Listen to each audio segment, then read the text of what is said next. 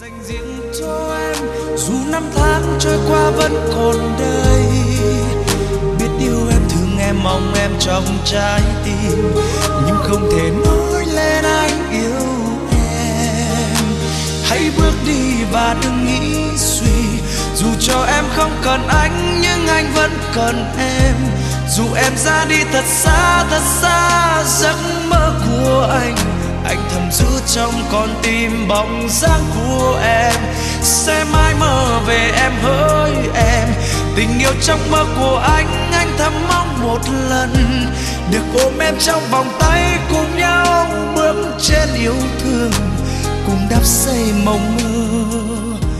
Mình sẽ mãi mình dành riêng cho em, dù năm tháng trôi qua vẫn còn đây.